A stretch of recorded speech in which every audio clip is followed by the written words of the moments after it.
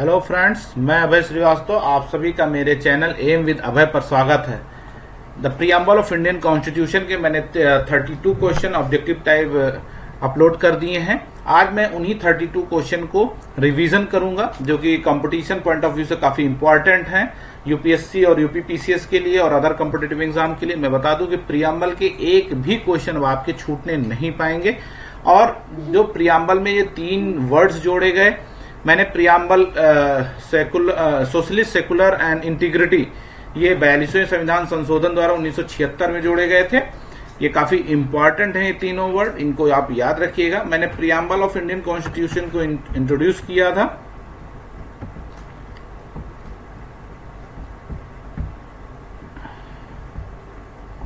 मैंने preamble of Indian constitution को introduce किया था। क्वेश्चन नंबर 1 से मैं डिस्कस करता हूं। देखिए, भारतीय गणतंत्र की 26/1/1950 को सही संवैधानिक वस्तु स्थिति क्या थी, जब संविधान लागू किया गया था। देखिए, जब संविधान लागू किया गया था तो हमारी संविधान लोकतंत्रात्मक गणतंत्र, ये नहीं था वर्ड्स। ऑप्शन बी, संपूर्ण प्रभु संपन्न धर्मनिरपेक्ष लोकतंत्रात्मक गणराज्य, ये भी नहीं थे। संपूर्ण प्रभु संपन्न लोकतंत्रात्मक, ये शब्द थे। संपूर्ण प्रभु संपन्न समाजवादी धर्मनिरपेक्ष लोकतंत्रात्मक गणराज्य, ये नहीं थे। देखिए, ऑप्शन सी इसका आंसर सही होगा।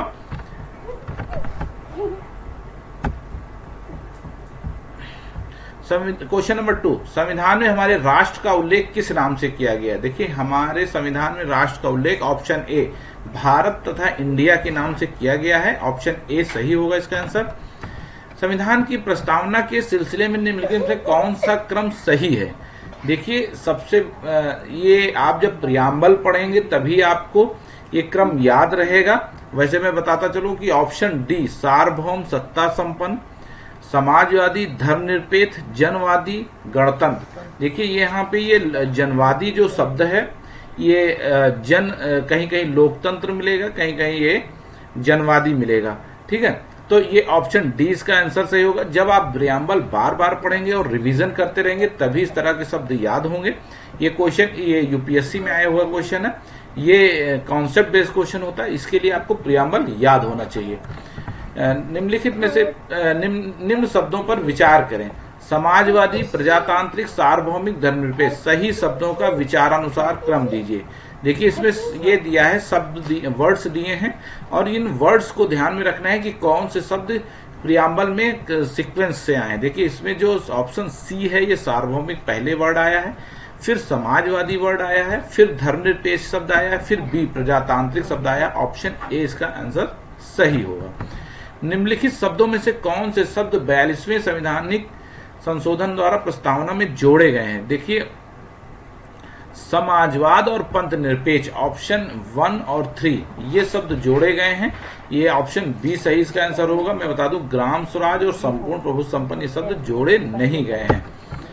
क्वेश्चन नंबर 6, निम्नलिखित में से कौन भारत को धर्मनिरपेक्ष राज्य वर्णित करता है? देखिए, धर्मनिरपेक्ष राज्य, धर्मनिरपेक्ष शब्द 42वें संविधान संशोधन द्वारा 1976 में जोड़े गए थे। ये ऑप्शन बी होगा, संविधान की प्रस्तावना में जोड़े गए थे। निम्नलिखित शब्दों में से कौन सा शब्द सन 1975 में भारतीय संविधान की प्रस्तावना में सम्मिलित नहीं है? देखिए, बंधुत्व शब्द है, संप्रभु है, समानता है और अखंडता शब्द ये नहीं थे। क्योंकि मैं बता दूं कि आपको अखंडता शब्द 1976 में जोड़े गए थे। सोशलिस्ट और सेकुलर और इंटीग्रिटी वर्ड, ये तीसरा वर्ड जो है, ये 1976 यानी 1 साल बाद जोड़े गए थे। ये शब्द उस समय नहीं था। भारतीय संविधान की प्रस्तावना में भारत को किस रूप में घोषित किया गया है? देखिए, भारत की संविधान में भारत को किस रूप में घोषित किया गया है? देखिए, ये एक सार्वभौम समाजवादी धर्मनिरपेक्ष और प्रजातांत्रिक गणतंत्र के रूप में घोषित किया गया। इसका ऑप्शन सी सही होगा। मैं फिर कह रहा हूं कि जब आप प्रीएम्बल बार बार पढ़ेंगे और आपको प्रीएम्बल कंठस्थ हो जाएगा, या मतलब एक कॉन्सेप्ट दिमाग में बन जाएगा, तब आपको इस तरह के क्वेश्चन करने में काफी आसानी होगी। पंडित नेहरू द्वारा प्रस्तुत ऑब्जेक्टिव प्रस्ताव अंत्योदयत्वा उद्देशिका बना, ये सही है। इसकी प्रकृति न्याय योग्य है, जस्टिसेबल नहीं है, ये भी सही है। इसका संशोधन नहीं किया जा सकता, ये गलत है। संशोधन किया जा सकता है। संविधान की विशिष्ट प्रावधानों को यह रद्द नहीं कर सकता, ये भी सही है। ये ऑप्शन 1, 2, 4 इसका ऑप्शन बी सही आंसर होगा। और क्वेश्चन नंबर 10, भारतीय संविधान की उद्देशिका में संशोधन किया गया था। देखिए भारतीय संविधान की उद्देशिका में संशोधन किया गया था 42nd कॉन्स्टिट्यूशनल अमेंडमेंट एक्ट 1976 द्वारा, ये ऑप्शन सी इसका आंसर सही होगा। भारतीय संविधान की प्रस्तावना में समाजवादी शब्द किस संशोधन द्वारा लाया गया? देखिए इसको 42वें संविधान संशोधन द्वारा लाया गया था, ये ऑप्शन बी इसका आंसर सही होगा। 26 नवंबर 1949 को अंगीकृत भारतीय संविधान की प्रस्तावना में सब सम्मिलित नहीं थे। देखिए समाजवादी, पंथनिरपेक्ष, अखंडता शब्द 42वें संविधान संशोधन द्वारा 1976 को जोड़े गए थे 1, 2, 3। तो ये 26 नवंबर 1949 को ये नहीं थे शब्द, इसीलिए ऑप्शन ए 1, 2, 3 होगा इसका आंसर। समाजवादी तथा धर्मनिरपेक्ष शब्द संविधान की प्रस्तावना में किए गए थे, 42वें संविधान संशोधन द्वारा जोड़े गए थे, ऑप्शन बी इसका आंसर सही होगा। भारतीय संविधान की प्रस्तावना में पंथ निरपेक्ष शब्द जोड़ा गया था। देखिए पंथ निरपेक्ष यानी सेकुलर स्टेट की जो अवधारणा थी, ये 42वें संविधान संशोधन द्वारा, ऑप्शन बी इसका आंसर सही होगा। भारत के संविधान के आमुख का लक्ष्य उसके सभी नागरिकों के लिए सुनिश्चित करना है। नंबर 1 सामाजिक तथा आर्थिक न्याय, राइट। विचार तथा अभिव्यक्ति की स्वतंत्रता, राइट। अवसर की समानता, राइट। व्यक्ति की प्रतिष्ठा, राइट। ये ऑप्शन, चारों ऑप्शन सही होंगे, ऑप्शन डी इसका आंसर सही होगा। भारत एक गणतंत्र है, इसका अर्थ है, देखिए भारत एक गणतंत्र है, इसका अर्थ है कि जो हेड ऑफ स्टेट यानी राज्य का जो प्रमुख होगा यानी राष्ट्रपति जो होगा, और हेड ऑफ गवर्नमेंट यानी सरकार का जो प्रमुख होगा, वो वंशानुगत यानी राजा का बेटा राजा यानी राष्ट्रपति का बेटा राष्ट्रपति नहीं होगा, वो निर्वाचित होगा प्रत्यक्ष या अप्रत्यक्ष रूप से, यानी भारत में वंशानुगत शासन नहीं है, ऑप्शन सी इसका आंसर सही होगा। भारत में लौकिक सार्वभौमिकता है क्योंकि संविधान की प्रस्तावना आरंभ होती है। देखिए हम भारत के लोग शब्दों से ये ऑप्शन सही होता है, ऑप्शन डी इसका आंसर सही होगा। हमारे जो संविधान प्रियम्बल में बात होती है हम भारत के लोग, तो ये लौकिक सार्वभौमिकता है, ये सभी व्यक्ति पूर्णता और समान रूप से मानव है सिद्धांत जाना जाता है, ये सार्वभौमिकता है, यूनिवर्सल है, ये सभी काल और परिस्थिति में सही बात है, इसलिए ऑप्शन ए इसका आंसर सही होगा। भारत के संदर्भ में निम्नलिखित में से कौन धर्मनिरपेक्ष शब्द का सही भाव व्यक्त करता है? देखिए इसका जो ये आ ही नहीं है, सही भाव व्यक्त करता है। भारत में राज्य का कोई धर्म नहीं है, धर्मनिरपेक्ष शब्द का जो भारत में अर्थ यूज होता है, भारत में राज्य का कोई धर्म नहीं है, यानी भारत सभी धर्मों को समान रूप से संरक्षण देगा और समान रूप से सम्मान देगा। कौन सा शब्द भारत के संविधान में उद्देशिका में नहीं है? देखिए समाजवादी शब्द, पंथनिरपेक्ष और प्रभुता संपन्न शब्द है, लोक कल्याण शब्द नहीं है। भारतीय संविधान की प्रस्तावना में निम्नलिखित में से किस स्वतंत्रता का वर्णन नहीं है? देखिए विचार की स्वतंत्रता है, विचार प्रकट करने की स्वतंत्रता है, विश्वास की स्वतंत्रता है, आर्थिक स्वतंत्रता नहीं है। देखिए आर्थिक न्याय की तो बात होती है, सामाजिक राजनीतिक आर्थिक न्याय की बात तो होती है, लेकिन आर्थिक स्वतंत्रता की बात नहीं होती है। निम्नलिखित में से कौन भारतीय संविधान की प्रस्तावना में उल्लिखित नहीं है? देखिए सामाजिक न्याय है, आर्थिक न्याय है, राजनीतिक न्याय है, लेकिन धार्मिक न्याय नहीं है। संविधान की प्रस्तावना के बारे में कौन सा कथन सही है? देखिए समाजवादी धर्मनिरपेक्ष शब्द 1950 में लागू संविधान के अंग नहीं थे, ये बात सही है। समाजवादी धर्मनिरपेक्ष शब्द जो है ये 42वें संविधान संशोधन द्वारा 1976 में जोड़े गए थे, इसलिए ऑप्शन ए इसका आंसर सही होगा। भारतीय संविधान का कौन सा भाग संविधान की आत्मा कहलाता है? देखिए संविधान की आत्मा जो है उद्देशिका कहलाता है।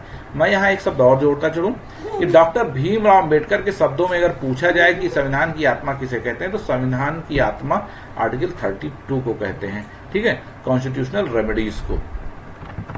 निम्नलिखित में से किसने भारतीय संविधान की प्रस्तावना को हमारे संप्रभु प्रजातांत्रिक गणतंत्र की जनकुंडली कहा है? देखिए ये जो स्टेटमेंट टाइप शब्द है, ये स्टेटमेंट टाइप है, स्टेटमेंट ज्यादातर याद होने चाहिए किसने क्या कहा है, जब आप पढ़ते रहेंगे तो के.एम. मुंशी ने इसको कहा था, ऑप्शन डी इसका सही आंसर होगा। संविधान को एक पवित्र दस्तावेज किसने कहा है? देखिए संविधान को एक पवित्र दस्तावेज डॉक्टर भीमराव अम्बेडकर ने कहा है, इसका ऑप्शन बी इसका आंसर सही होगा। देखिए संविधान को पवित्र दस्तावेज इसलिए कहते हैं कि हमारा 125 करोड़ की जनता यानी किसी भी वर्ग विशेष को किसी भी संविधान से कोई भी विरोध नहीं है।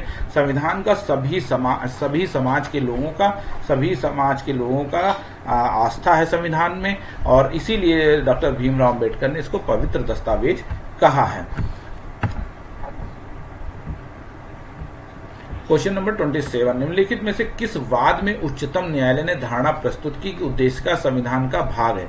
देखिए, मुंबई बनाम यूनियन ऑफ इंडिया के केस में सर्वोच्च न्यायालय ने कहा कि उच्चतम न्यायालय ने धारणा प्रस्तुत की कि उद्देश्य का संविधान का भाग है। निम्नलिखित विवादों में से किसमें सर्वोच्च न्यायालय ने प्रस्तावना को भारतीय संविधान की मौलिक संरचना का मौलिक भाग स्वीकार किया है? देखिए, ये ऑप्शन डी इसका आंसर सही होगा। केशवानंद भारती विवाद है। केशवानंद भारती विवाद में सर्वोच्च न्यायालय ने प्रस्तावना को भारतीय संविधान की मौलिक संरचना का मौलिक भाग स्वीकार किया है। ठीक है। और क्वेश्चन नंबर 29, भारत के संविधान के उद्देश्यों में से एक रूप में आर्थिक न्याय का किसमें उपबंध किया गया है? देखिए, उद्देशिका और राज्य के नीति निर्देशक तत्व में आर्थिक न्याय का उपबंध किया गया। ऑप्शन बी इसका आंसर सही होगा। भारतीय संविधान की प्रस्तावना में जिन आदर्शों एवं उद्देश्यों की रूपरेखा दी गई है उनमें व्याख्या की गई है। देखिए, मूल अधिकार, राज्य के नीति निर्देशक सिद्धांतों एवं मौलिक कर्तव्यों के अध्याय में ये बात कही गई है।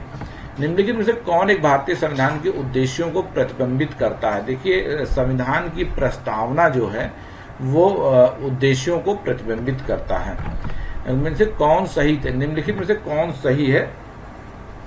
देखिए, सामाजिक समानता संविधान में प्रत्याभूत नहीं है। ऑप्शन बी, देश में सामाजिक समानता पहले से ही विद्यमान थी। ऑप्शन सी, सामाजिक समानता संविधान में प्रत्याभूत है। ये बात सही है, सामाजिक समानता संविधान में प्रत्याभूत है। ये ऑप्शन सी इसका आंसर सही होगा। इसका आंसर सी सही होगा। धन्यवाद दोस्तों, मेरे चैनल पर बने रहने के लिए। आईएएस, पीसीएस और किसी भी तरह की कॉम्पिटिटिव एग्जाम की इंफॉर्मेशन आप लोग को चाहिए तो मेरे चैनल पर कमेंट करिए, और अपने नंबर आप मुझे अपने कोई भी क्वेरीज हो मुझे आप दीजिए। मैं आप उस क्वेरीज को सॉल्व करूंगा और मैं आप लोग की काउंसलिंग भी करूंगा अगर आपको किसी तरह की प्रॉब्लम है। धन्यवाद दोस्तों, मेरे चैनल पे बने रहने के लिए। एम विद अभय पर संविधान क्वेश्चन नंबर 9, संविधान की उद्देशिका के संबंध में निम्न कथनों पर विचार करिए और दिए गए कूट की सहायता से बताए गए इनमें कौन से सही हैं।